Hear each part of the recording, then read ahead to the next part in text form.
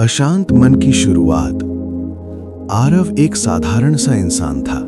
अच्छी नौकरी, परिवार, समाज में मान, सब कुछ था। लेकिन फिर भी मन के भीतर एक बेचैनी थी। ऐसी बेचैनी जिसे शब्दों में नहीं बांधा जा सकता। सुबह आंख खुलते ही मोबाइल, दिन भर जिम्मेदारियां, रात को थका हुआ शरीर और जागता हुआ मन। वो अक्सर सोचता, अगर सब कुछ ठीक है तो मन शांत क्यों नहीं। वो सुख चाहता था, लेकिन सुख क्षणिक लगता था। वो शांति चाहता था, लेकिन मन कभी ठहरता ही नहीं था। विचारों की शक्ति। एक दिन वो शहर से दूर एक छोटे से आश्रम पहुंचा। वहां एक वृद्ध संत बैठा था, शांत, स्थिर और मुस्कुराता हुआ। आरव ने पूछा, बाबा, मैंने सब कुछ पाने की कोशिश की, फिर भी भीतर खालीपन क्यों है? संत ने बस इतना कहा, जो पाना है बार बार उसी का विचार करो। आरव चौंक गया। मैं तो हर दिन सुख और शांति चाहता हूं, उसने कहा। संत मुस्कुराए।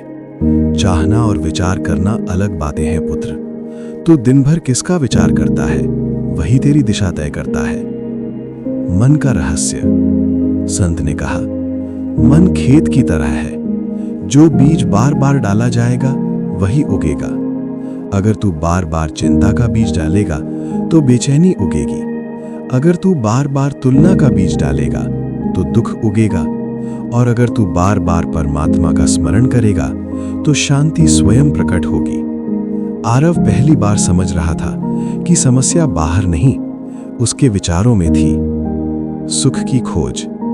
आरव ने पूछा, तो क्या सुख गलत है?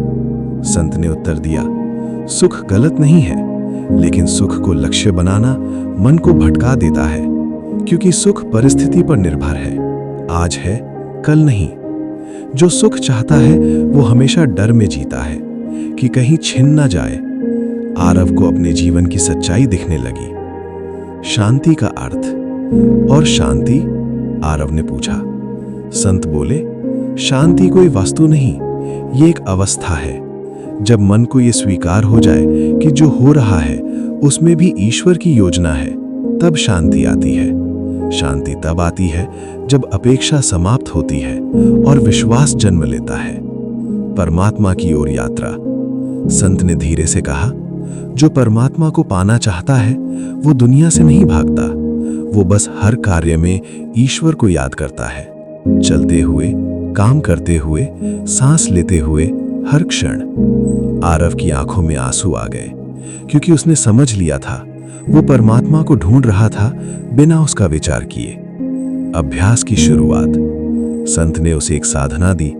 दिन में जो सबसे अधिक चाहिए उसी का स्मरण कर। अगर शांति चाहिए तो शांति का विचार कर। अगर परमात्मा चाहिए तो बार बार उसका नाम ले, क्योंकि विचार ही प्रार्थना बन जाते हैं और प्रार्थना ही जीवन बदल देती है।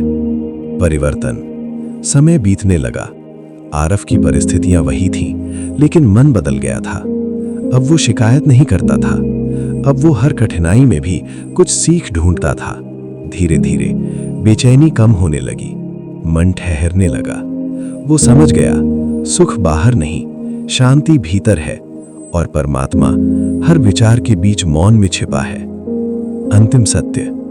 एक दिन आरव ने स्वयं से कहा, मैंने जो पाया वो इसलिए पाया क्योंकि मैंने बार बार उसी का विचार किया।